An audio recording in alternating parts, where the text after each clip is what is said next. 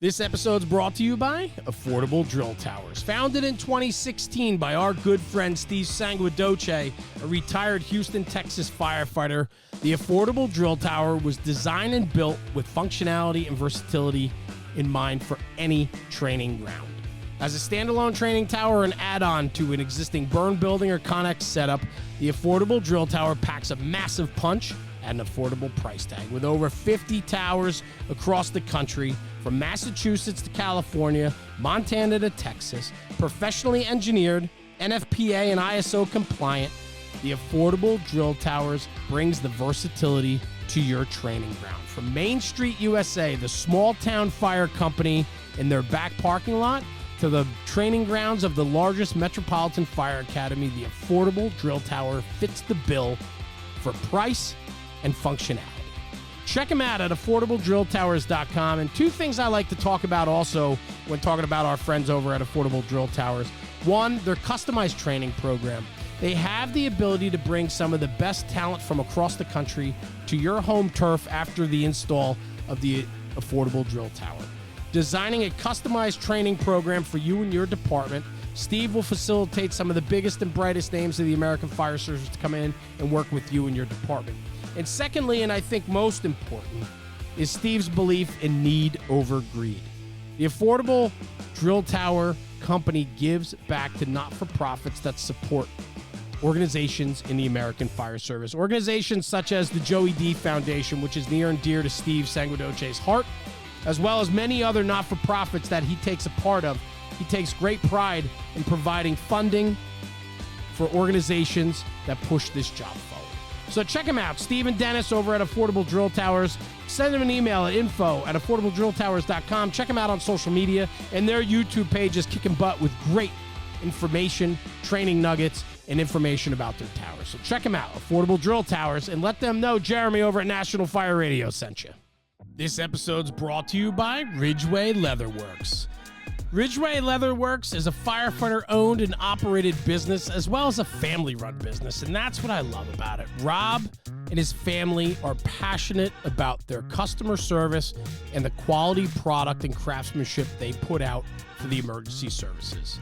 Rob's been on the show. We've been to his business. We've seen them in action. I've even tried to hand paint radio straps. I promise you, it is not as easy as what the final outcome looks like. The product is so good and so clean and crisp, and yet, man, it takes that steady hand. Rob's become a near and dear friend of our podcast, and you hear that over and over when we talk about our sponsors, that they're friends, supporters, and that's what this networking community is all about, is supporting one another. Ridgeway Leatherworks, Rob Meyer, crushing it. Quality and craftsmanship is number one. Customer service is right there with it. From custom radio straps, universal radio holsters, chin straps, flashlight holders, anti-sway straps, and locker tags made out of leather, there's plenty of opportunity along the way when you deal with Ridgeway Leatherworks. So check them out at ridgewayleatherworks.com. Find them on social media, Instagram, Facebook, and TikTok. And tell Rob you heard about him on the National Fire Radio platform, and give him a little plug and tell him keep up the good work. We need to support our firefighter-owned businesses, and especially family-run businesses, where his two daughters and his wife help out day in and day out along with his other employees. So again, Ridgeway Leatherworks, check him out at ridgewayleatherworks.com and find him on all your social media channels. So, Mike Wolfschmidt, my man, so we were just talking. I'm like, stop talking. Let's just hit record and go. I usually do these big intros, but I'm learning that when we do this pre-conversation before the podcast, we talk some great stuff comes out, and then like it never makes it to the podcast. So now we were just talking about teaching and training and speaking and a little bit of nerves to be on the podcast. And I'm telling you, there's no reason. And you just said to me, when I teach, it's a level of comfort. And I think what I was going to say to you, Mike, is very much this. I think when you believe in your message and you believe in what you're telling people, and you know that you have an impact, a way to touch people with your message, it becomes a passion. And when it's a passion, you can deliver it. Absolutely. Absolutely. Yeah. So thanks for joining me, man. Yeah, no problem. Thank you. This is cool. So a little background, Mike Wolfschmidt, he's a New Jersey guy. I mean, I do a lot of New Jersey guys on this show, obviously. But you and I, this is pretty cool. So years ago, fireman, all of it down in an area of New Jersey that is just near and dear to me, Long Beach Island. And so I had reached out to you quite a while ago, several years ago, when we were doing the apparatus stuff with National Fire Radio when we first started. And I wanted to document some of the departments on the island because it's kind of unique down there. And so Absolutely, yeah. you were just super warm and inviting and said, come, I want to show you what we do here. And since then, every year when I come down, we touch base. And if we don't get together, we try to get together. But if it doesn't work out, it doesn't work out. Yeah. But, man, thank you. You've always been supportive. You've always been a solid brother that just, like, I don't know, man. You're just one of those guys for me. So thank you. I appreciate you and your friendship. No problem. Thank you. So what are we talking about today, man? Let's go. What do you want to talk about? What's hot to trot for you? Well, first off, I just want to say it's an honor being on the show. You had some really legit dudes on the show. So it's a real honor. Well, thank you. I made sure I brought my my favorite coffee cup. What do you got? For the occasion.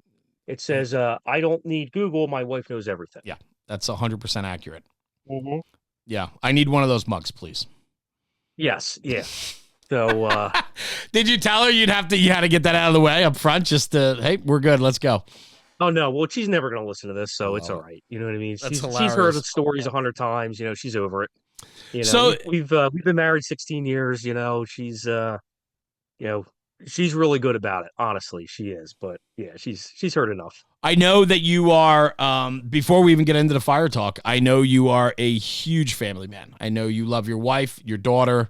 Your Instagram is a lot about your daughter and her adventures. Yes, her adventures. Yeah, that's what it is. Dude, it's so rewarding, right?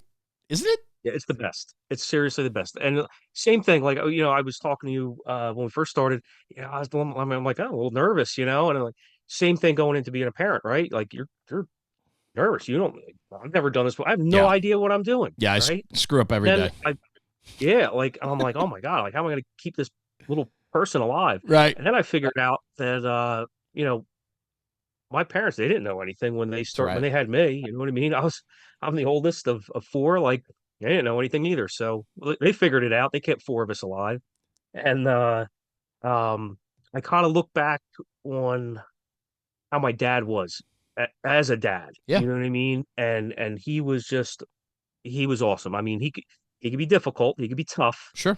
You know, but he was amazing. He was an amazing dad, and I was like, you know what? That's the dad I want to be. That's someone I want to emulate, and I try and do that with my daughter Winnie. She's a real character. She's been to more working fires and traumas and rescues than some firemen I know, because she's always hanging out. Yeah. You know, I came home from work the other day, and she just turned 6 last week, and I get home from work, and she says to me, she's like, "Oh, Dad," she's like, "What calls did you have today?" Right? She likes to ask about the calls, and I was like, she's like, "Did you have any smoke detectors today?" And I was like, "No smoke detectors, or this or that, And I said, "But we did have we had an extrication call." I said, "We had to take some doors off a car and everything." And she goes, "Oh, did you use the Halligan?" And I was like, as a matter of fact, I did at one point. Yes, I did use the Halligan at one point to get a purchase point. Yeah. Yeah. I love it. It's so cool, It's great. I think when we surround our children, when we expose our children to what we do, right? The fire service. Yeah. There's so much good from it. I think it creates this great way to give children a foundation to understand the importance of such a job. Yeah, a lot of fathers go to work and they and they do their 9 to 5, and it's important and they provide for their families. But firefighting's a little bit different, man. There's a whole nother whole nother thing to it compared to your standard 9 to 5. 100%. It's like it's a lifestyle. It's such a huge thing. And it's been such a big impact on my life. And I got started in so I'm a 4th generation firefighter. Wow, that's cool. My dad was a volunteer firefighter at Surf City. That's where I started. As a junior firefighter, I started in '98. but we moved to Surf City when I was 11, and he joined the fire company there, and from that point on, I'd go with him, right? He had one of the pagers that was like it was like a big brick, right? And it had a thing that plugged in the front, you Oh know what I yeah. mean? Like the old like 100. Minidor one, Yeah, right? Mentor one, Yeah. man, with the long bar Yeah, Minidor squelch on one, the right? front. Yeah, Yeah, yeah. I'm well aware. Yeah. So anytime that thing would go off, the siren would go off, and a lot of times I would just ride up there with him. I'd open the doors for him, you know what I mean? Garage doors, whatever. I got bit by the bug, Yeah. and I kind of had a little interest in it because prior to moving here, I lived in Palmyra. Okay, my family's originally from Palmyra, New Jersey, just it borders Philadelphia, Right. right on the other side of the river. And I'm working there now per diem also, because it's 5 fire departments, why not? Um, yeah. Um, but so I had like a little taste of it. My grandfather was chief of Palmyra in the early 70s. My great grandfather was a life member there, and but they both passed away, when I was young. So Yeah. I really didn't have a big exposure to it when I was younger. And my dad was real busy raising 4 kids, so he didn't get into really the fire service. So he's a little later in life. I Right. think he was probably close to like 40 actually when he went to Fire One and joined. And so but so I had a little exposure to the firehouse, and I definitely thought it was interesting and I liked it. I had my heart set I wanted to be a plumber because that's what my dad did. Yeah. You know what I mean? And then as I got a little older and I got bit by the bug at the firehouse, I was like, wow, plumbing is like really hard work. This is terrible. It's awful. Yeah. Like I'm like, I want to go to fires. That's way more fun, and of course, not realizing how it's a hard job too, I always say like, firefighting was easy, everybody would do it, right? But it takes a unique person, a special person to do what we do, honestly. Yeah. And it like I said, I got like bit by the bug. I fell in love with it. And it's really kind of been my big part of my world ever since. And like I said, I joined as a junior firefighter, and moved my way up and everything. And it was, a huge part of my life. And the cool thing is, you know, now I'm getting, get a little bit older, all that kind of stuff. Like now I want to, it's so cool to, bring my daughter there. Yeah. You know what I mean? The fifth And we have generation, guys, pal. yeah, like it is so cool to have her, and she's into it. You know what I mean? She's at that age, like she's really into it. She thinks it's super interesting. Um, and she's with me all the time, so she ends up somehow, some way getting there. You know what I mean?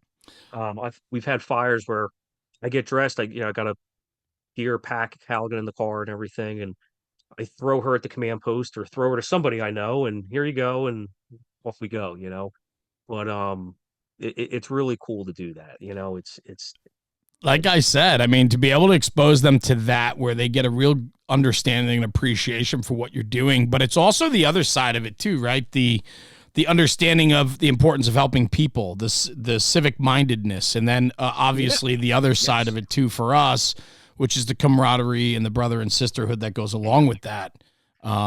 It gives them the understanding that other people matter. You know what I mean? Yes. Like there's not this selfish look on life because we don't we have that a lot in the world today, right? Yeah. You know what I mean? Like I feel like everyone's like me, me, me, me. 100%. Like, that's the world, today. I talk about it all the time. People walk with their heads down, not with their heads up these days. Nobody's up looking around, looking at people and wanting to give a smile or Right. a How nod. are you? How you doing? Yeah. Yeah, we're Yeah. too focused on ourselves because we're always looking down. And we need to start looking up, and we need more of that. I totally agree. Totally agree. It's I don't know, it's like I was, and I kind of look back at like, when I joined and everything, and the fire service is so different than it was in the late 90s, early 2000s. Mm. I feel like I caught like the end of an era. Okay. You know what I mean? It's just different today, Why? And I'm not putting you sure on this. I'm not putting you on the spot, but I'm just curious because I came up right around the same time with you. I joined the fire service in '95. Okay, So 1995, and I was a senior in high school when I started. Yes. We didn't have a junior program in the volunteers, and so I joined at 18 in my senior year. And then my years through college being a fireman, it was just different than it is today, for sure. Yeah, it just what do you feel though? I mean, there's obviously it's such a broad question because there's 1,000 different lanes we could go down, but why is the overall feeling different? I would say it's just, I don't know. I feel like the Brotherhood isn't really what it used to be. It's not bad. I don't want to say bad, you know what I mean? But it's just different. And I also feel like people are a lot busier today. You know what I mean? Like you just don't have the time to dedicate to. I can remember before Wildwood was always a big thing. You know what I mean? That was a big deal every year. You know, we would take the engine out of service, take it apart, pull everything off the truck, clean it, polish it, repaint stuff. I mean, we spent hours and hours and hours cleaning the truck, just for the hope that you might win a trophy. You know what I mean? Just maybe. You know, maybe you get a shot at it, right? And we did pretty good, you know, but I went this year and you know, Ocean County, I think we had 3 companies participate in the parade. It's just like it's a little disheartening. You know what I mean? It's just it's not what it is, you know? Right? And I wonder about, like, obviously, I mean, we hold on to nostalgia, right? We always want it to be we always want it to be the way it was, right? And you know, you're saying that. I'm sure your father has said that. I'm sure your grandfather has said it, and your great grandfather, 4 generations worth, right? Right. Yeah. It is a challenge today, especially in the and it should be said, I don't know if people didn't pick up on it, but you are also a career firefighter. So you're a career firefighter and you still volunteer.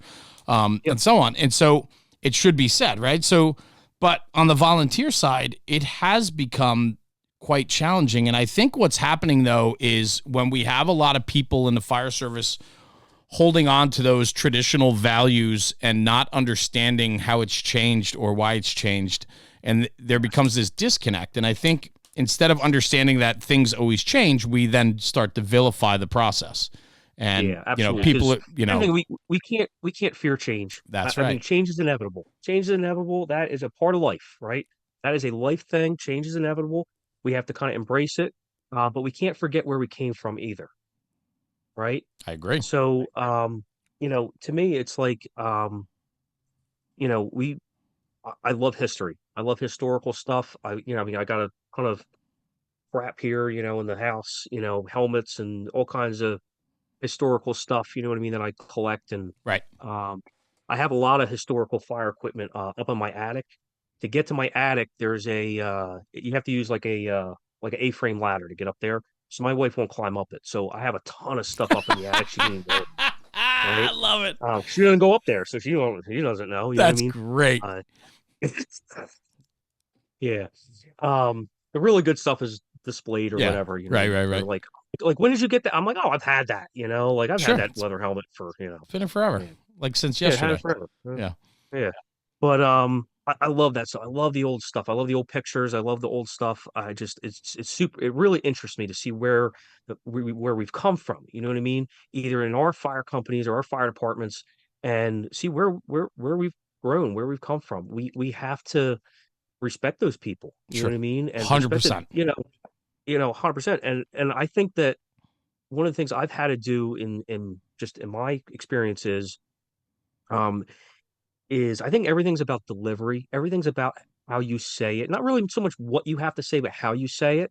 But if you can get the buy-in, if you can get the buy-in from the older guys that like, hey, listen, you know, we're not changing things for the sake of change because that's not great either. But we're changing this because we think this might work better, and let's try it. You know what I mean? And that's one of the things I love about what you do with your show is like you show different things from around the country, and you pick up on stuff, and you're like, hey, that's pretty cool. Like that might work for us. Let's share it. My thing is share it. Hey, listen, guys, I saw this. I saw the Minuteman hose load. You know, right now we're running something different. Hey, why don't we try it? If it works for us, awesome. If it doesn't work, you know what? We tried it. It's okay. You know what I mean? Like change is sometimes okay.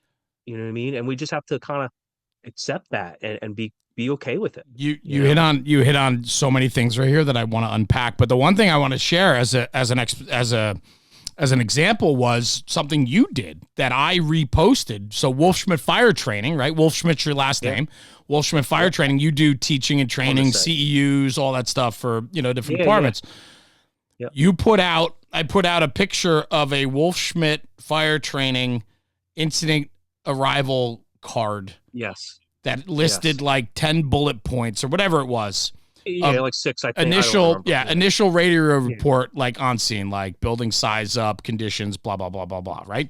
Whatever it was. And that was just your reference card that people had gotten from you or so on.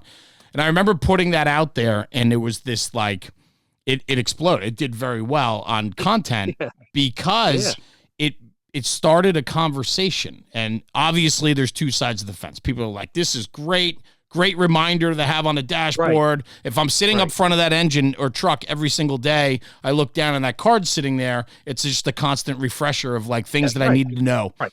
And then you got the other side. Go ahead, Mike. Go ahead. To me, like, there is so much stuff we have to think about. Yes. We have to remember. Yes. Make the job easier. Yeah. Make it as easy as possible as you can for guys.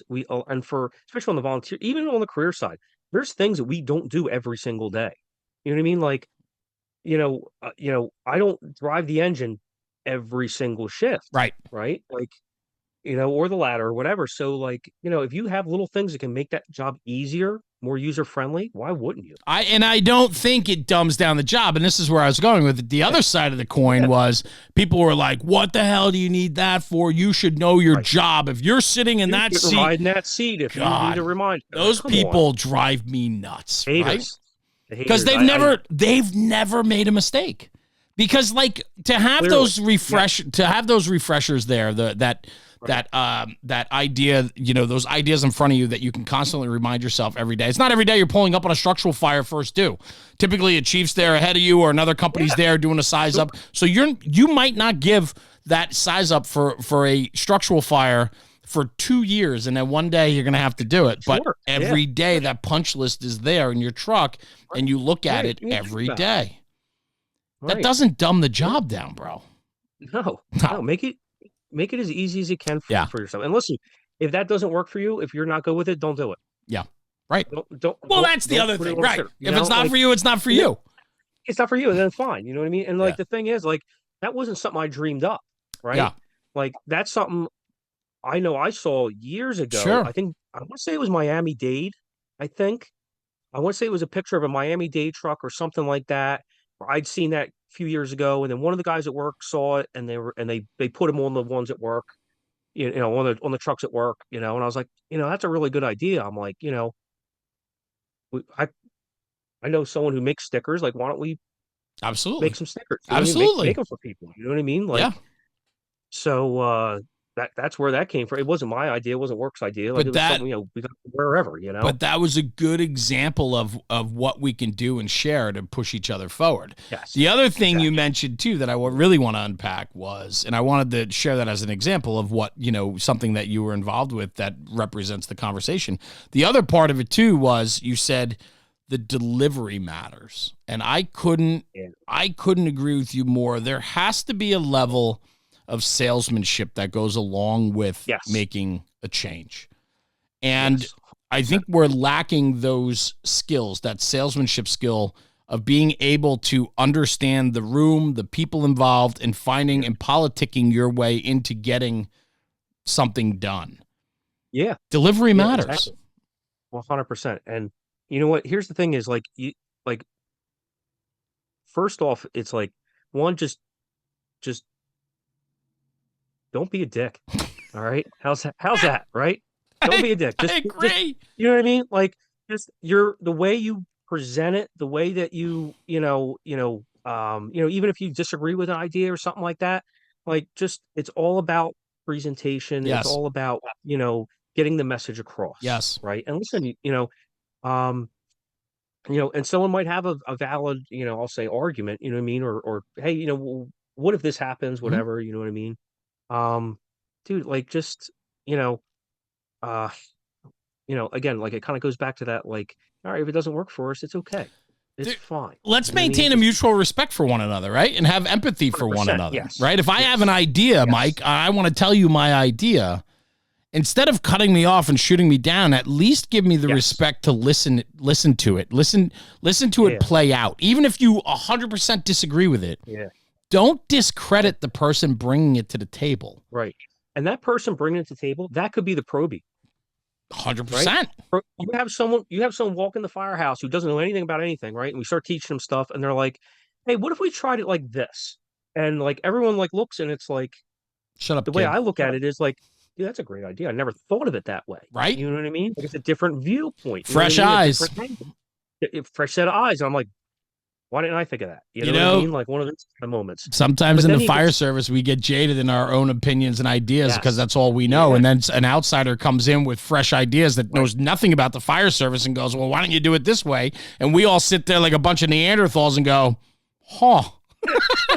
yeah, yeah, exactly, exactly. You know what I mean? So, you gotta, kind of give that person, Yeah.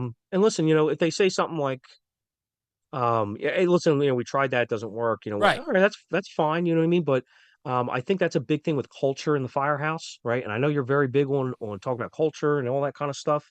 That's huge. That's absolutely huge.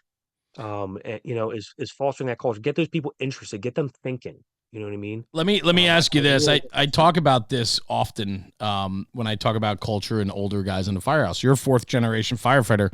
yeah, How many times have you heard the same stories over and over from your grandfather, your great grandfather, your my father, dad, yeah, right? The yeah, guys that are the same age groups in the firehouse. And what do? Each time, because you have respect for them, you'll sit there and listen to those stories and yes, engage them on yep, them, even though you've heard those stories a you hundred heard it, times. yeah, yeah, That's important. absolutely. That is huge, and honestly, and that's one thing I did want to talk about today Yeah, was, please. um, the guys who came before us. You know what I mean? I Mm, think is so huge. Um, that is such a valuable resource, such a valuable resource, and a lot of times we forget that or maybe we discredit that. You know yeah. what I mean? That is something that I really value, and I think that kind of goes back to something probably my dad, just growing up with my dad, just the way he was. You know what I mean? Um, is having that respect for them. And you know, there's a quote. All right, I'm going to quote a a philosopher. Okay, philosopher by the name of Snoop Dogg said, "Pay attention to the OGs" in one of his songs. All right, so I heard that one day and I was like, "Yeah, you know what? That is so important. Pay attention to the OGs. They may have been there, done that, and can help guide you. You know what I mean? Like that is to me so huge, right? And you could be trying to figure out a problem and they're like, "Oh, we did that before. We had that problem before." You know what I mean? So one of the things when I was the volunteer chief at Surf City was a couple weeks before I got into that position, I went to every single ex-chief, right, that I knew and said, "Hey, you got any advice? Or what were some big issues for you?" You know what I mean? And honestly, like, and most of them really kind of it all boiled down to the same thing was, um, it's all about our people, right? Our people are our biggest asset, our biggest resource, right? Taking care of our people. That is huge. You can have the nicest fire apparatus in the world, most expensive, whatever. If you don't have the guys to staff it, you got nothing. That's You right. got nothing.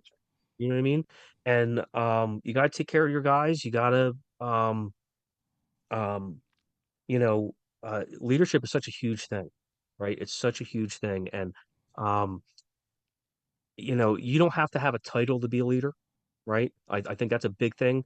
Um, and I when I was young, I really tried chasing the gold. I really wanted to, get that title, move up. I really had a desire to want to be the volunteer chief of my fire company, and that was between that and being a career fireman. Those were my life goals. And it's cool. I did it, and I made a lot of mistakes. I learned a lot of things the hard way.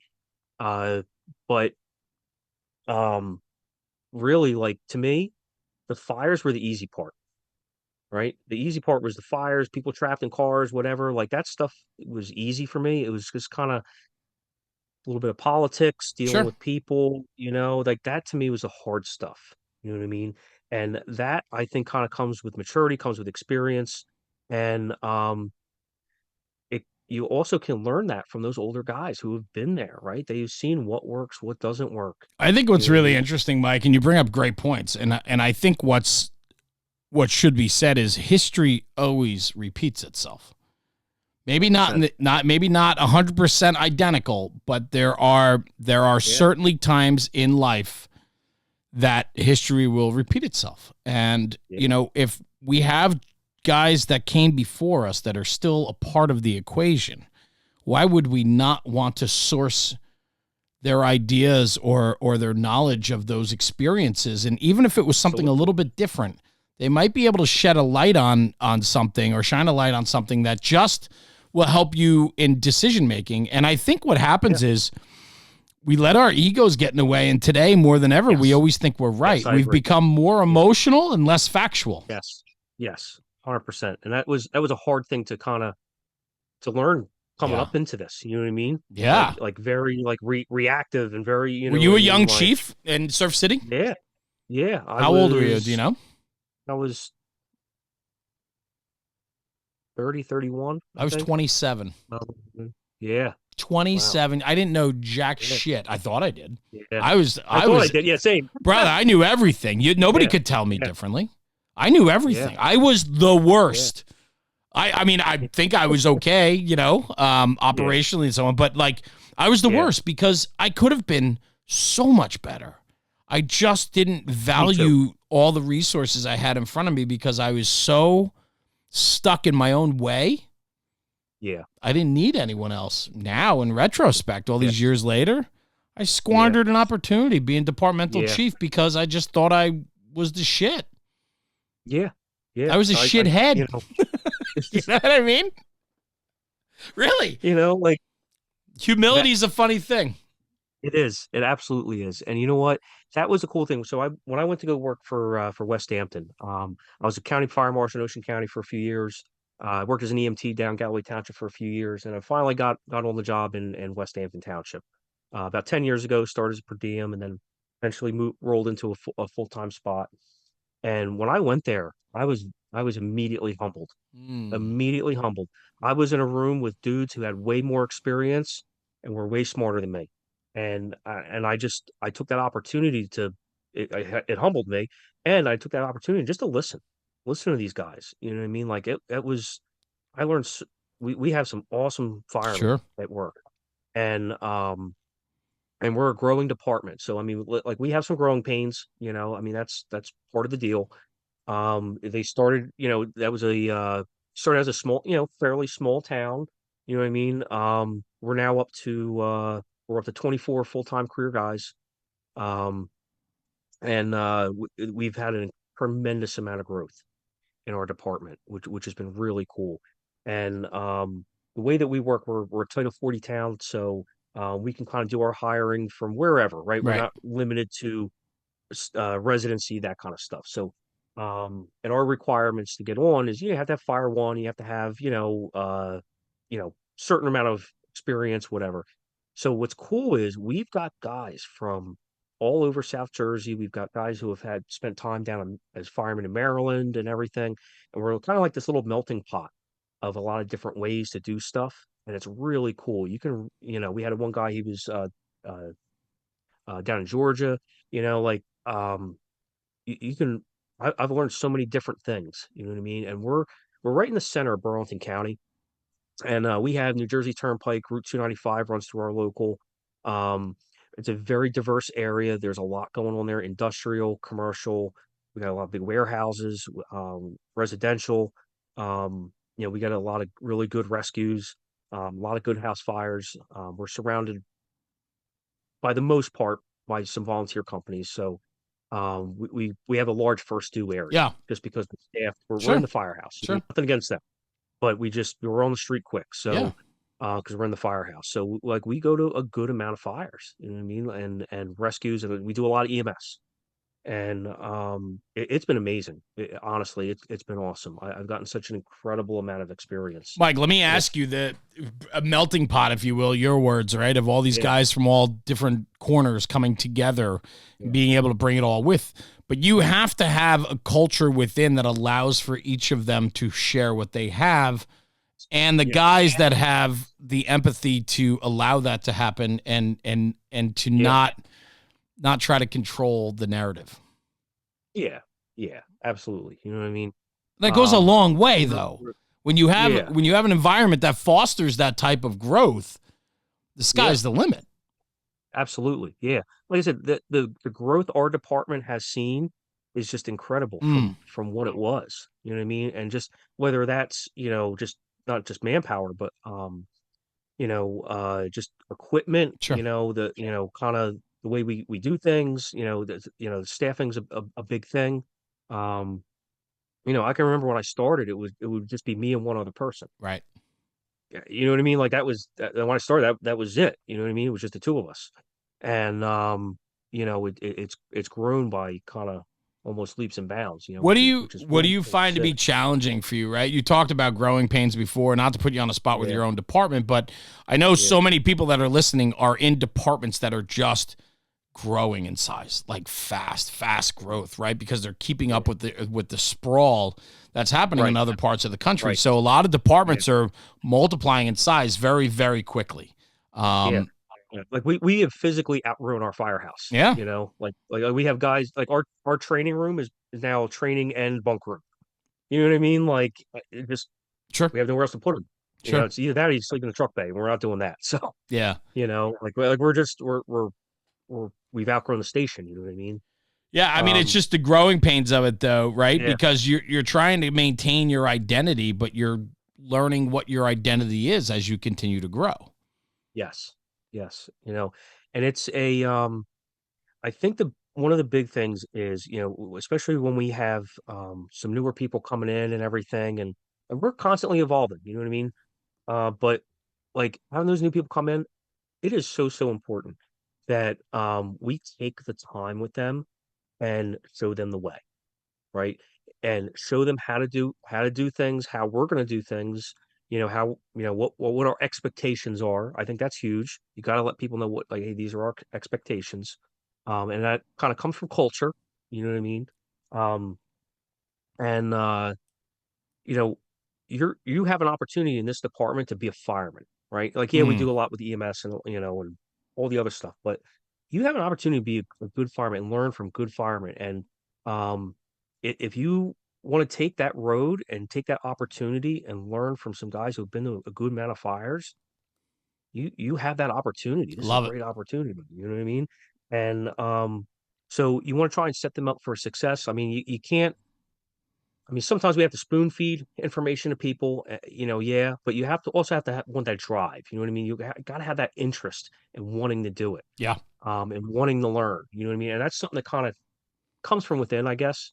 Um, but you can also inspire people, right? Like you can inspire people who want to, to get that drive. You know what I mean? To want to learn more, be the best at what we can do. That is something that I've really tried to do is a constant journey of self improvement. You know what I mean? I think that is huge. Is just constantly learning different ways to do the job. Um, you know, whatever aspect it is. I mean, we can't all be experts in everything, right? But at least pass along the tools that they need to move forward. And to me, the being being a fireman is such an important um uh, amount of responsibility, right? People call us on the worst day of their life, and they expect the best, Yes. right?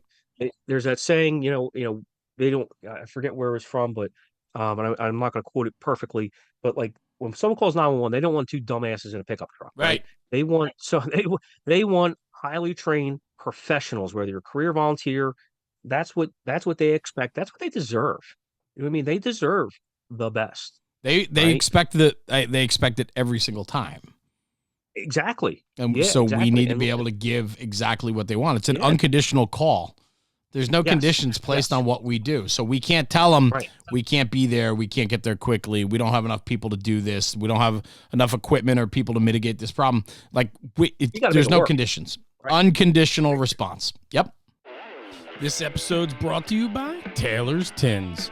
Taylor and his crew at Taylor's Tins have been manufacturing aluminum helmet fronts since 2017 with over 200,000 tins in the market. They are a leader in the helmet front space. Custom design, one-offs to department orders, they can turn them around within 24 to 48 hours. Customer service is what they pride themselves on, and they provide nothing but top-shelf product and service to their customers. Check them out at taylorstins.com and check out their full line of product offering. They've always been a very strong supporter since day one with the National Fire Radio podcast and platform, and Taylor and his crew have become dear friends of ours, and we appreciate the support. And at checkout, for a little extra bonus, use coupon code NFR Sent Me. That's NFR Sent Me for a discount on your order. Exclusions do apply. Anyway, check out taylorstins.com for the latest and greatest offerings from Taylor and his crew. And in the words of Taylor, stop burning up leather. This episode's brought to you by the Affordable Standpipe Prop. Let's break it down real quick. Steve and the crew at Affordable Drill Towers is doing it again. They've created this fully custom and fabricated standpipe prop to support the fire service. I'm telling you right now, this is a game-changing piece of training equipment. And I want to hop into it real quick. It is designed with a 4-inch manifold of high-strength galvanized Schedule 10 pipe. The cart and manifold are powder-coated red for a durable finish, meaning it's not just a talking piece. It's not something you tuck away on the shelf. This is a training prop that can be wheeled into the classroom and then brought out onto the training ground. And so let's talk about that. In the classroom, there's nothing better than having a hands-on prop in front of the students, in front of the fire companies that are there to learn about standpipe and FDC connections. Having that prop in the classroom allows for a great instructional lecture. And then from there, take the standpipe theory and translate it to the training grounds. You could wheel the cart out that's on casters, you wheel it out into the parking lot, and that same training prop that you just used hands-on in the classroom can now be used hands-on on the training ground by pumping into it and flowing out of it. It offers such versatility in its approach. It has a 2.5-inch Siamese connection, 7 2.5-inch outlets, 6 of which are standpipe valves, has a water motor gong, sprinkler head with a control valve, and a system pressure gauge. You can also upgrade and put 3 of the most common field-adjustable PRVs. I'm telling you right now, this is a game-changing training prop that needs to be in every fire company or training department across the country. Reach out to Steve and the crew, info@affordabledrilltowers.com. Ask for a demo, ask for information, or check them out on social media and YouTube. There's plenty of content out there that shows you exactly what the affordable standpipe prop can do for you. Yeah. Yeah. We got to do the best that we can with what we got and give them give them 110%. I think that's huge. I really do. And that's kind of the way I look at it. And I think I got that from my dad, you know what I mean? Kind of growing up, that was just kind of how he was. And certain guys like in the firehouse, really took things super seriously. And when I was, I guess 19, we had a house fire, report of entrapment, right down the street from my parents' house. Yeah. So go there. It's the first 2 engine. It's the driver is past chief, or captain. I'm in the back. I had just been out of fire school, maybe a year, maybe. Right. And like 2 junior members. So we get there. I stretch a line up to the door, push my way up to the top floor. Everything on Long Beach, most of the homes on Long Beach Island are reverse living. So like the kitchen, the living room, all that stuff is actually up on the 3rd level. Top floor. Yeah. Yeah. So fire started in the kitchen. It got right up into the attic, and it was running the attic. It was pretty good fire. As soon as we pulled up. So stretch the line, get to the top of the stairs. Captain's behind me. He's stretching line, everything, and like I said, it was possible entrapment. Like the neighbor said, we don't know where the homeowner is. Right, elderly woman. So I'm looking down. I'm waiting for water, and I'm kind of looking down low, and I see like what looked like white shoes, like kind of like pointing down. Didn't look right. So I dropped the nozzle, crawl over there. Sure enough, there's this lady there. So call on the radio. Hey, got a victim. Start dragging her out, and Captain helps me. She ends up not making it. Right. Nothing we did wrong, honestly. It turned out she had a heart attack before the fire. Right, is what they determined. Right. But that was the point of this is it was very impressionable on me at a very young age of how important this is and how important training is. Okay. I got to that lady and I didn't have a plan on how I was moving her. Right. I didn't have a plan. I was just like, holy shit. Right. Like, how am I going to move this lady? Right. Like, yeah, we practiced it. You know what I mean? There's a couple different ways to do it, but what's my way? What's my go-to way? And honestly, I grabbed her wrist and I just started dragging. Right. And it worked. Right. And that's fine. But you got to have a way. You got to have something that's going to work for you. And you got to practice that. And sometimes, like, it's as silly as that sounds, I could tell you there's a lot of guys. You ask them, hey, what's your go-to method to move a victim? And they're like, what do you mean? Yeah. All right, something to think about. Yeah. Right. Well, I mean, it goes, Yeah. Mike, you're 100% right, because there's so many things involved there, right? And it's like, Yeah. so often, so many people don't think that it's going to be them. I'm not going to be in that position. Yeah. I mean, I know guys Right. that won't wear bailouts. Like, they don't want to wear a bailout kit is offered to them. They don't want to wear it. Yeah. And I go, to me, if my department issues equipment that could potentially save my life and let me go home to my family and gives me one more layer of protection, I understand. Or another fireman's life. Yeah, well, Yeah. 100%, right? I mean, I understand at the end of the day, like, 99.9% of the time, it's a burden, right? We carry it, it's extra weight, it's in the way, it's bulky, yeah. whatever, right? But that 0.1%, if that's going to get me home, Absolutely I'm willing to make that sacrifice for my wife and kids. It's selfish when you wear SCBA, you wear turnout gear, right? Like, Right. so those are pieces of equipment that are afforded to us. So I think that that's important. I think you hit a very good point there. A lot of people don't think it's going to happen to them. A lot of people are not prepared for when it does go down. And it's those that are in the trenches training and learning and wanting to be more and do better are the ones that just come out on top more often than not. Yeah. Yeah. Absolutely. And like I said, you have to have that drive. You have to have that. And listen, like, to me, like with training, it's and I call it self-improvement. All right. You That's a constant journey. That's a journey throughout the fire service. And um one of the one of the really cool things um is that, like, to me, that should never end. As long as you're a part of this, that learning should never end. And one of the cool things was we and a guy I want to mention, he just passed away last year. A guy named Chief Emil Tumsuden. He was chief of Surf City for on and off about 20 years, Yeah. 50-year member of the fire company. This dude was legit. He was a great fireman. He was one of the first fire coordinators in Ocean County. Um, and he had gotten out of the fire service a little bit. He kind of came back, like, I'll say late 2000s. And well, so he had been gone out of the fire service a good almost 20 years, right? And he had just kind of parting of the ways, whatever. And he comes back. He pulled up on a house fire, and the woman was trying to go back in this house fire in Surf City, and he ended up grabbing her, holding her down, keeping her from going back in the house, and ultimately saved this lady. Yeah. You know what I mean? From going back. I mean, this place was rocking when we pulled up. So he saved that lady's life, you know what I mean, by not letting her go back in. He was trying to save, I don't know, like her belongings or whatever. Um, that's what kind of triggered him to get back into it. The coolest thing with this guy was he had been going out of fire, like I said, good 20 years. We set him up with some gear, everything, and we're going to show him the truck. They're all new trucks since he's been there. You know what I mean? That guy didn't skip a beat. It was like he had never left.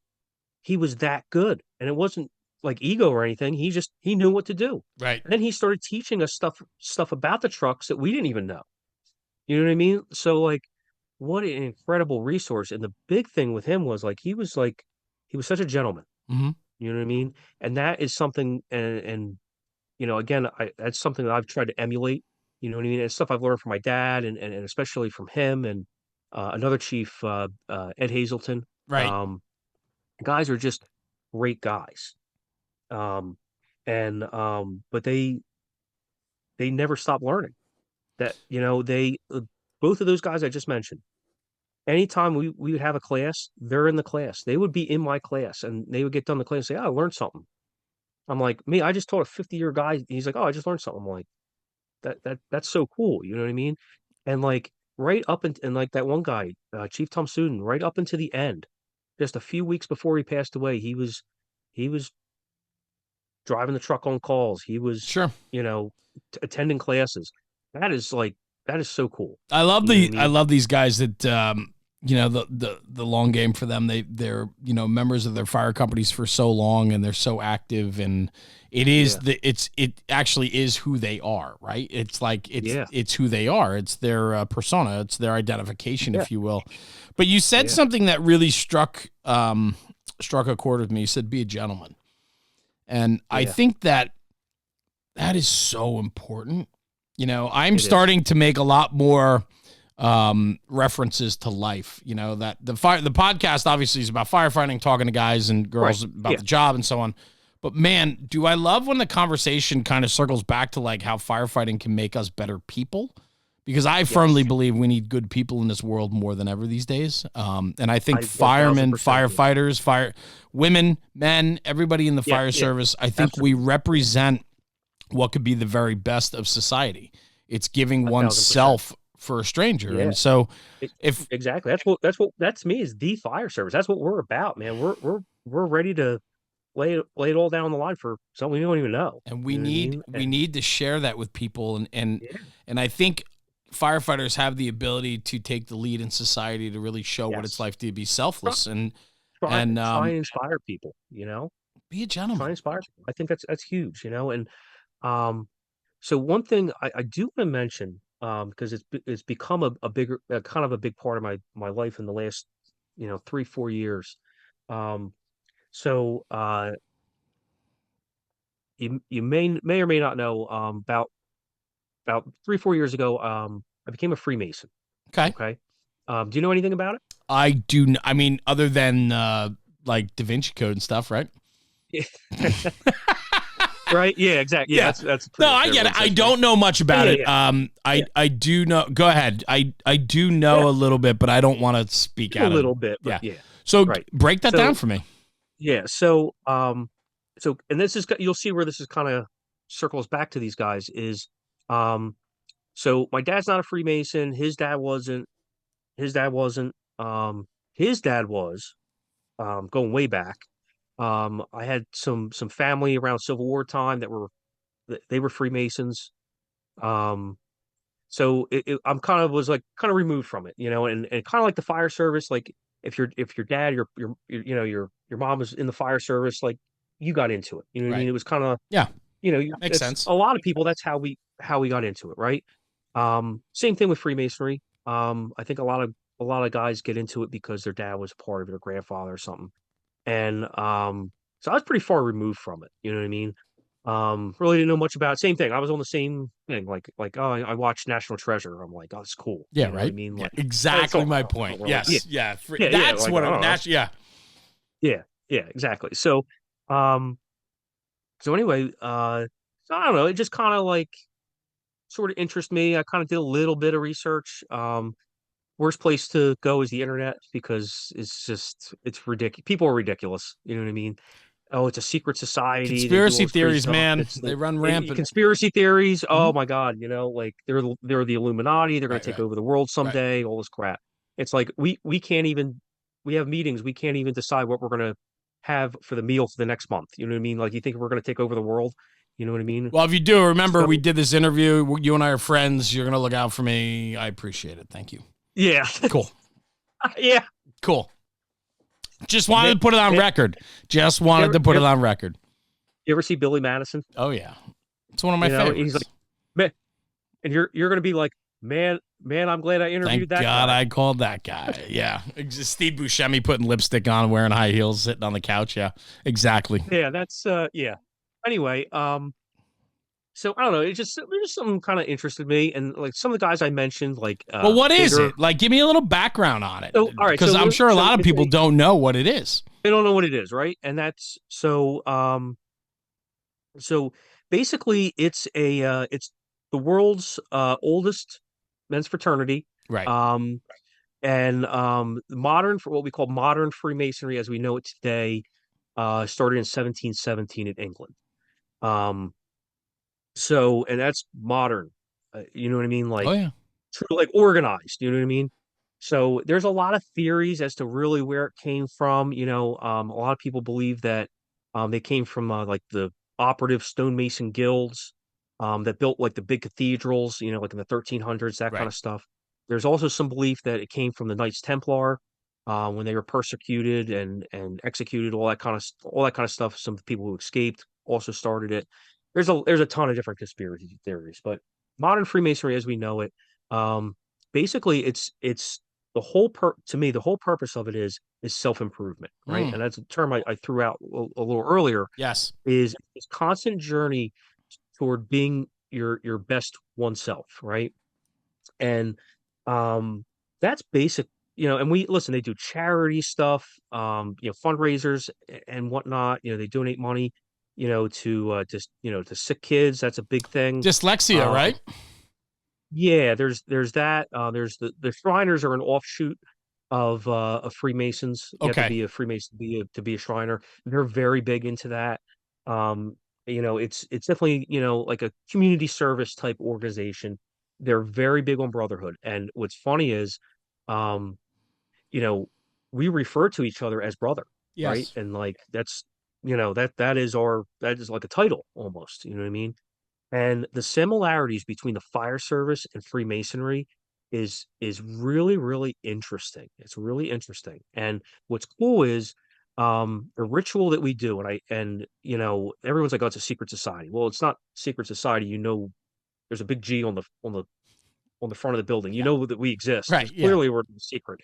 It is a society that has secrets, right? So we do a certain ritual, and there's certain ways we do things, we say things, we have, oaths, obligations that we do, and that we can't share with you, right? Unless you want to join, Yeah. It's right? for members. And right, yeah, unless you Hmm. want to join and be a part of it, that's when you learn all that stuff.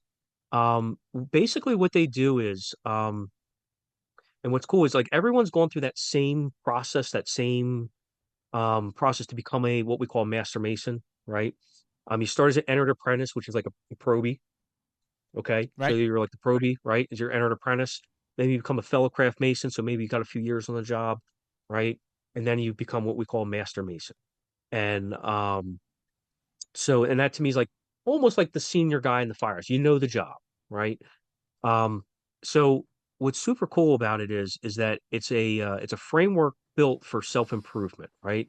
And it's like kind of like have you ever seen like there's books about self-help, you know what I mean? Like self-help book, you know what I mean? How can you be better of whatever? These guys figured this out back in the 1700s, right?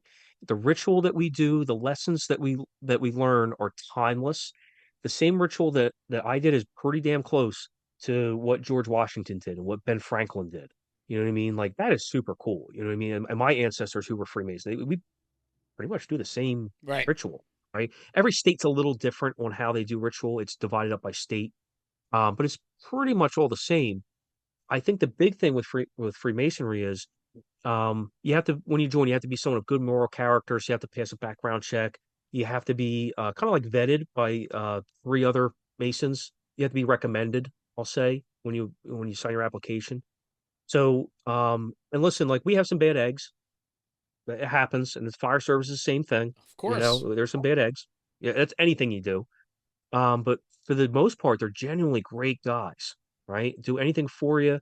Um, and there's a certain level of trust, right? Trust is a big thing, right? Especially in the fire service, right? But um, there's this level of trust that you have when you meet a Mason. You don't even know who he is, but when you identify that, like that's huge. You get that connection, because we've been through that whole thing. And um, there's some guys who join Freemasonry and they get through the whole process. They get their Master Mason, and maybe they pay their dues every year, and that's it. They don't really come out to meetings. They don't really use it to its full potential. Right. Right. But it's, to me, like I said, we have some missions on what we do, promote the Brotherhood, kind of, and it's, what's cool is you walk in and there's guys that are 21, 22, my age, guys who are in their 70s. You know what I mean? It's a really wide mix Yeah. of people Yeah. from all different backgrounds, right? Kind of like a firehouse. 100%. I mean, Right? that's all it sounds like Yeah. to me. It's just Yeah, you're wearing a it's really, different uniform and doing different tasks. doing different stuff, right? And but they give you tools. We take the tools of the operative mason, like the level, the square, the plumb, and they all teach us lessons. There's certain things we can learn from that, and we Sure. use them to better ourselves, right? How can we be a better husband, dad, person, a gentleman, right? And it kind of helps you kind of steer yourself in the right direction of how, being the best person you can be. And Right. honestly, the reason I got into it was one day it clicked with me. One day it clicked with me, and I was like, "Wait a minute!" I was like, "All these guys in the fire in different fire departments that I know, at work, at home, wherever, every guy I know who is a Freemason is a genuinely good dude. Every single one." And I was like, "That's not a coincidence. There's got to be something to this, right?" And one day I'm I'm at my firehouse, and that guy I was telling me about, Chief Abel, some student, because some guys are, pretty open about that they're Freemasons. Some Sure. guys aren't, Right. and that's fine. Um, One day he walks in the firehouse and he's got a square and compass, which is our, and with the G in it, and that's our symbol. Um, and I didn't know he was a Mason. I was like, "Oh, Chief," I was like, um, are you Freemason?" He's like, "Oh yeah, I'm Beach Haven Lodge, 286, whatever, Sextant Lodge." And I had no idea about that. And again, he was one of those guys I just looked up to and wanted to be that guy, And I was like, that was that sealed the deal for me. I was like, if that guy's a Freemason, I think I want to go through with it. I love 'Cause it's that. a whole process of, I love, and of whatever. It takes course. some time, Of course. but that was, like I said, between him, Chief Hazelton from Stafford Fire Company, where I live now, and I'm running there now, which has been awesome. Um, and I, I was like, there's something to this. You know what I mean? And it's been so cool. What You I know, think you is really awesome about this, right, is like the shared beliefs and commonality between what you guys have. Like you yeah, referred to like the rituals and things that you had to go through and be a part of were the same as your ancestors and even people yeah, like George Washington. And I think what that does is that's that commonality, that bond that you share. And it's just like bond. Yeah, firefighting. I exactly. mean, Just like firefighting. You don't know what it's like pushing down a hallway. until you You do know what I it. mean? And And you the do it air's with a getting guy hot. next to you and the guy behind you and the Right, guy in exactly. front of Yeah. you. Yeah. Yeah, like you can't share that with anything else. And I know like the military is very big on that. Like guys who've been in combat together, like they have a special bond, right? Yes. And I think firemen, we have a special bond. You know what I mean? Like, um, and Freemason, same thing. You know what I mean? So it We got to be y protective of that, Mike. yes, We 100%. we gotta we gotta recognize. I know for the Freemasons, I'm sure that's just the way it is, and that's your way of life, and so Yeah, you're very protective of it, and in fact, you're so protective that there's certain things that's secretive. In the right. fire service, we have to be more protective of that sacred bond that we all share, Yes. and Yeah, we because listen, can't there's we a lot of frauds, we a lot of can't fakes, a lot of wannabe, like, oh, we you can't violate that sacred yeah, trust that we exactly. share. And I think Right. that's where a lot of like character and accountability comes in and Yes, integrity, right? All these big words, but like those exactly. words matter. Like words actually matter.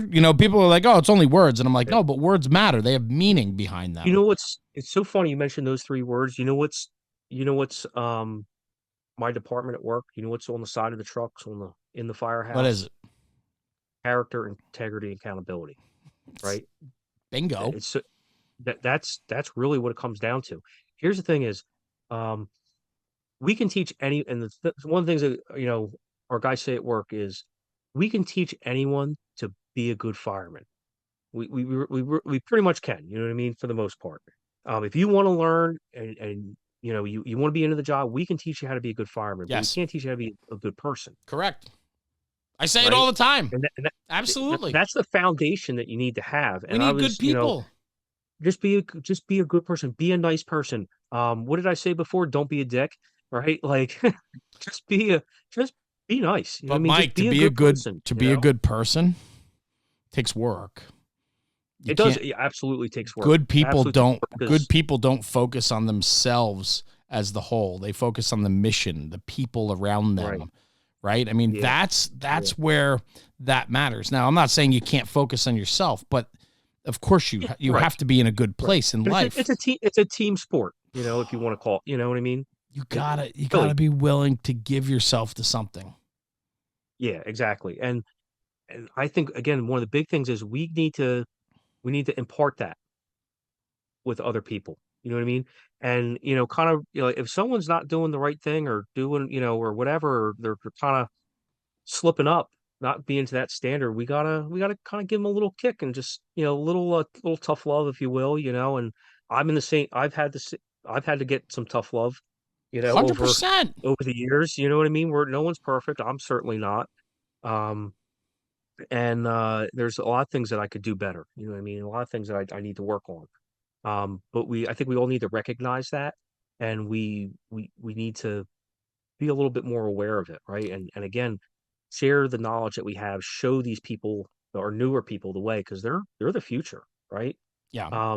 Like never have I ever thought that I would be like one of the senior people in the firehouse. You know what I mean? Like, Yeah. it was funny was remember I was talking about that particular fire, and I had two guys that I'm working with in Palmyra, um, and so like I said, I'm doing it's a volunteer uh what is it a stipend type thing, Right. right? So you work a shift or whatever, you get a stipend, whatever. Yep. Um, so I'm working with two young guys there, and they're texting back and forth. They're real into the job, and they asked, they're like, "Hey, you know, kind of going back to that thing about finding a victim."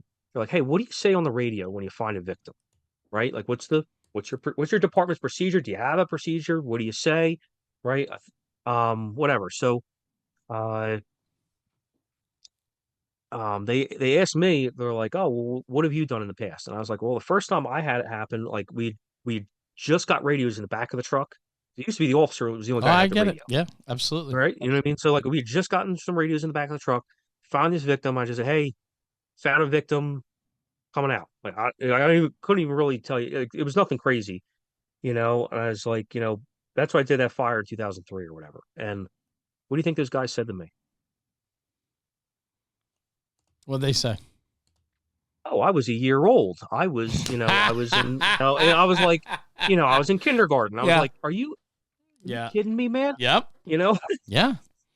Yeah. you know. So, But you bring but up a really good point, man. You bring up such a good point. Those are those things that, like, to me, I talk about heavy smoke. And I say, yeah, what does that mean to you versus that 19-year-old kid that's only been to maybe one or two fires? And now we're conditioning him to give a report from the rear because he happens to be sitting in that seat that day. right, yeah. And Yeah, now, he's in the OVC.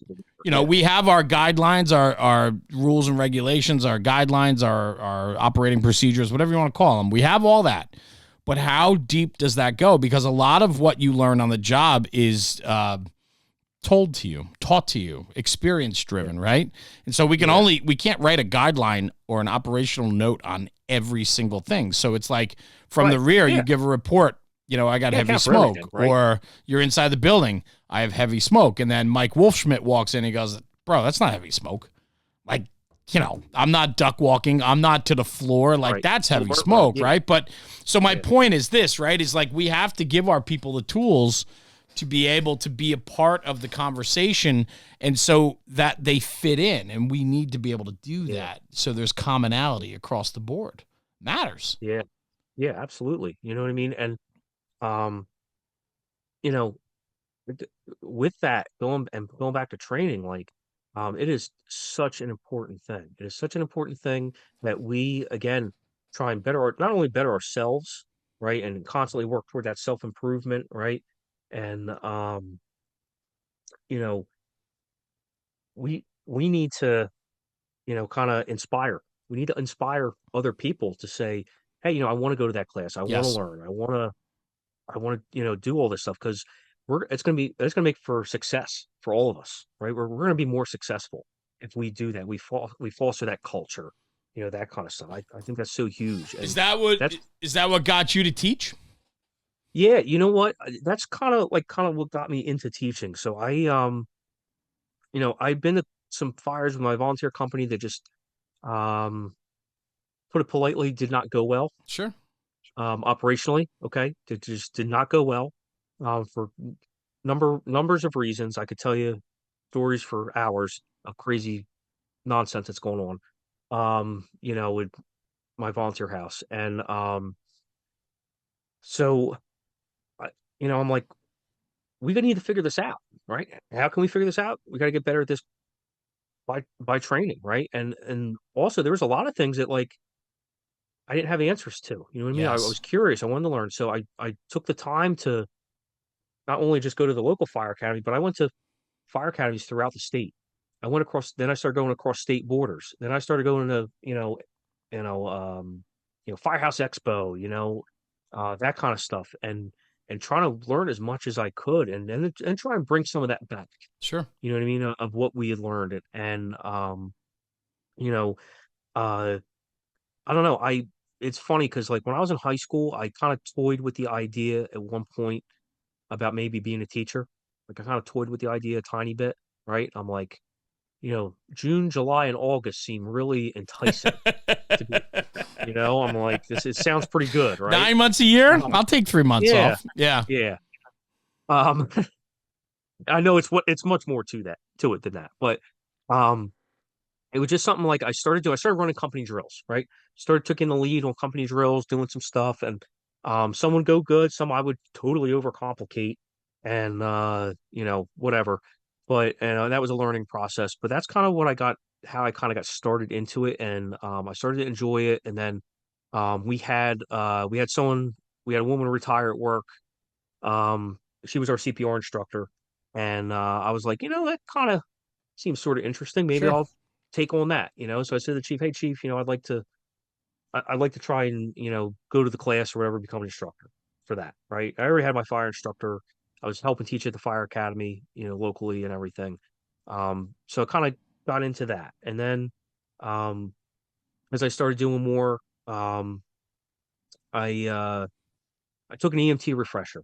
Right? I took an EMT refresher, and I had a woman teaching the refresher, and she says, "Oh, next week we're doing trauma, right? Next week is trauma, and we're gonna talk about bleeding control, this, that." She's like, "Oh, but I don't have a mannequin or tourniquets to show you because tourniquets really for EMS are kind of new, I'll say, within the last few years, Yeah. right? Like when I started, that wasn't a thing, right?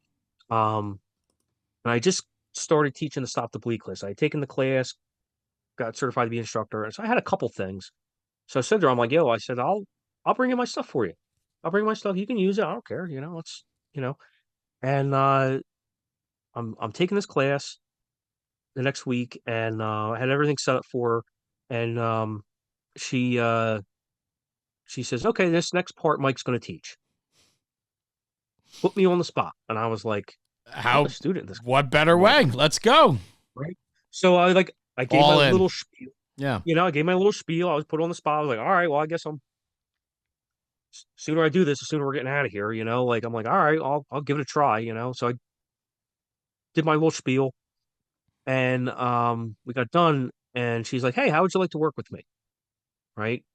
Teaching EMT refreshers, Yeah. and I'm like, "I guess." Like I never really gave it any thought. Not really realizing that was it. That was totally an interview. That was your Yeah, test. Yeah. yeah, that was a test. You Yeah. know what I mean? You're Like that hired. was an interview. Let's go. I didn't see that. You know what I mean? And so that's how I kind of got into the teaching EMS part of it. Um, EMS is a big part of my job. Sure. Okay, at work. I know that for a lot of people, um, they hate it, right? They didn't sign up to be a fireman, to be an to do EMS. It's not cool, right? And I'll be completely honest. If I have a choice whether to be on the fire truck or the ambulance, I'm going to the fire truck Yeah, every time. I get it. Every time. I'm a fireman first, honestly. But I like the EMS stuff. I love being a fireman. I like the EMS stuff. That's the best way I can describe it. She inspired me to get my EMT instructor, which if anyone's any familiar with the process in New Jersey, it's very difficult.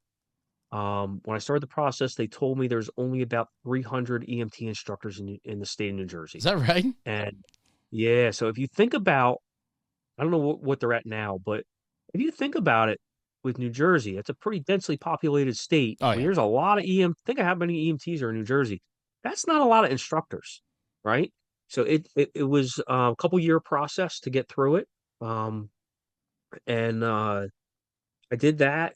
I'm glad I did it, and I've started doing that, and um, I've been very busy doing that, teaching stuff for my department, Yeah, doing it's stuff for my business.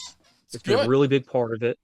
And but on the fire side of kind of the teaching end, and where I kind of going into where like the whole business end of it was, I had a fire company reach out to me, and they saw I had posted something on Facebook or whatever, and of a drill that we did at Surf City, and they were like, "Oh, that's really cool. Could you come down there and run that drill for us?"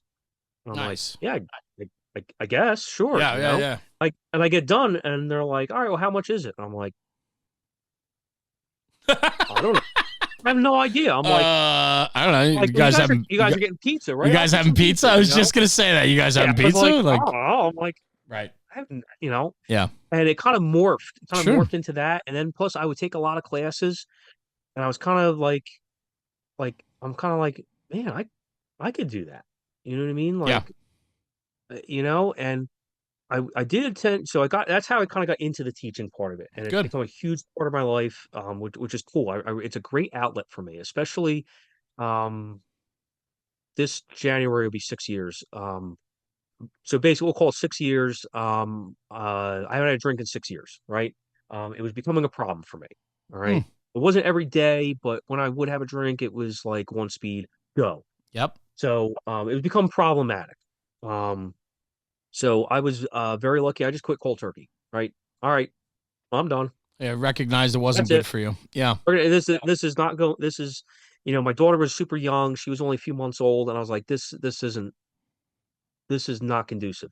This is not to you know to this is not doing any benefit to me Yes. or my family, right? That's the way I looked at it. So I just stopped, which is tough in the fire service. You know No what I mean? doubt. That's a big part of our culture, right? Yes. For better or for worse. You know Sure. what I mean? As long as it's kind of done in moderation, it's okay, right? That's the way I look at it.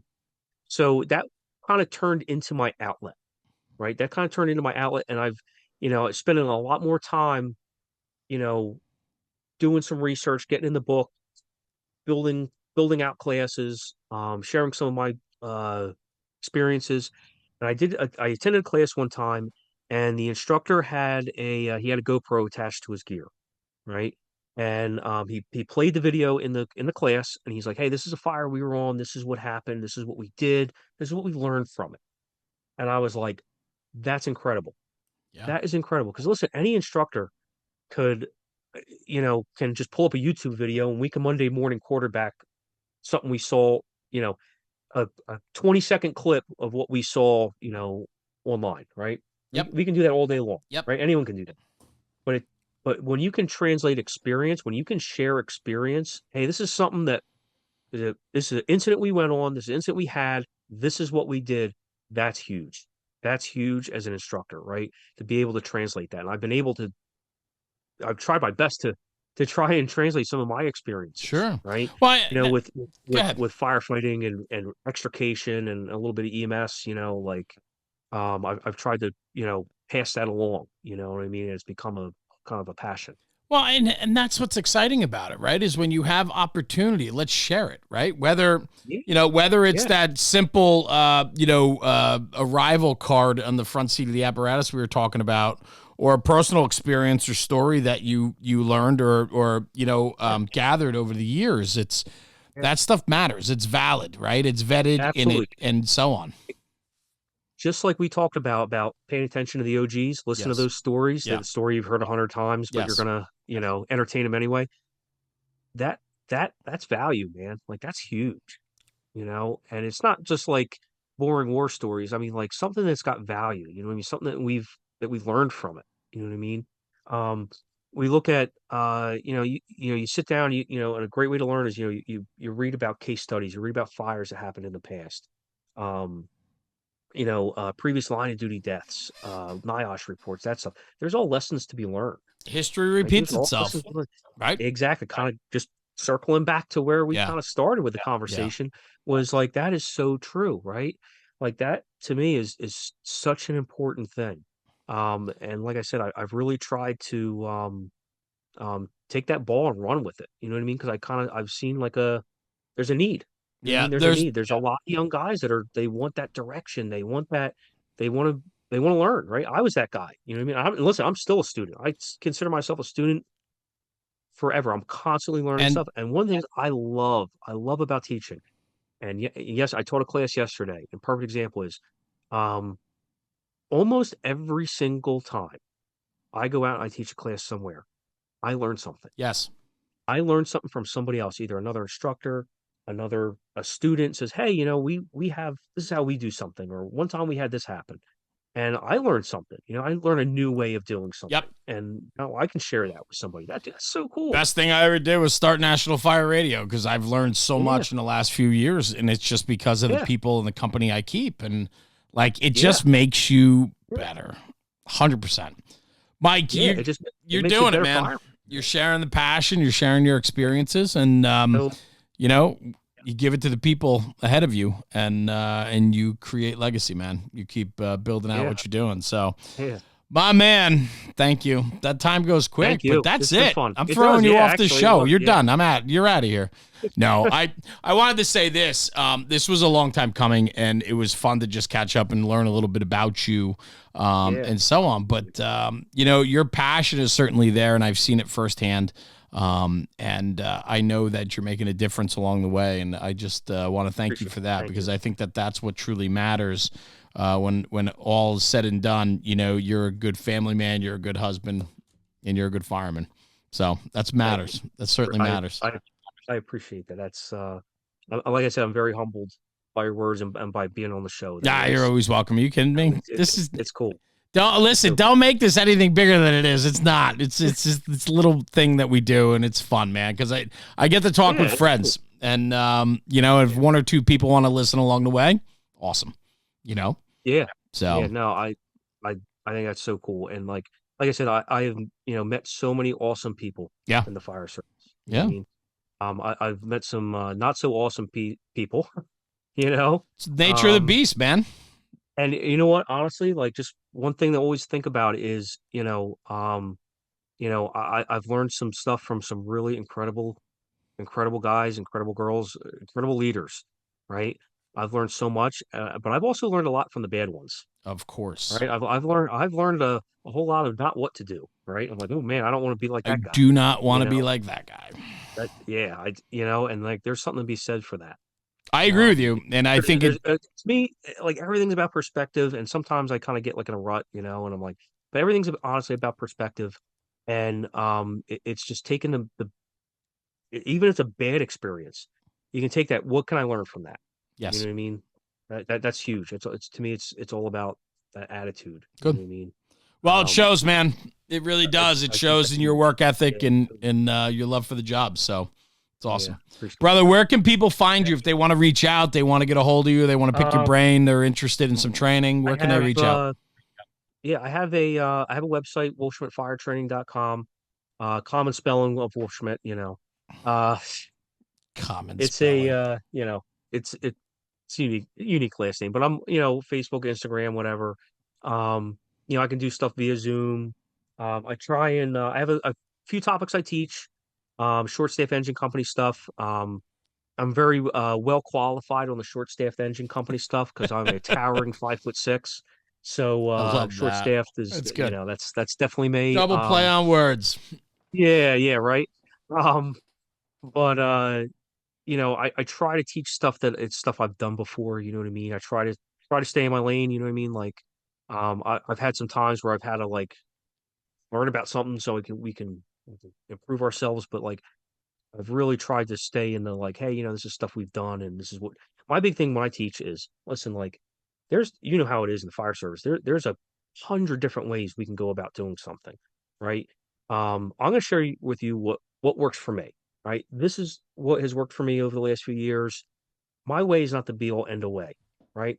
But I want to share with you what has worked for me. If it worked for you, that's awesome. Yes. That's great. If you have a better way, please Share with it, me. man. I want to learn. I want to learn it, right? And that to me is what it should all be about, right? Is getting that that pass along that experience, that knowledge, and just imparting it. Because listen, man, we're not going to be here forever, right? No one's going to be here forever, and we need to pass that torch on to the next generation, We sure do. right? Just like it was passed on to us, That's right. So Good. I think that's a really critical thing. And just like it will be to Winnie, 5th generation. That's exciting, man. Yeah. Congratulations. I know, yeah. That's awesome. That's cool. So, Mike Wolfschmidt, thank you, brother. Thanks for joining me today on the show, man. I appreciate some insight and your conversation today. It was a lot of fun. Thank you. Absolutely. Likewise. Cool. Hang right here. Let me sign off the podcast. I'll come right back to you, okay? Hang on one sec. Guys, Mike Wolfschmidt out of New Jersey, a brother, man, a guy that has become a friend, and it was nice to capture some of his story today. Check him out, wolfschmidtfiretraining.com. He's on social media as well. And thank you for tuning into the podcast. As always, we do appreciate your support and the community that we build through sharing the word. And when we share the word, that's when I want you to take it back to the firehouse and talk about it, because when we talk about the job, we're making the job better. We'll see you at the next one. Jeremy, National Fire Radio.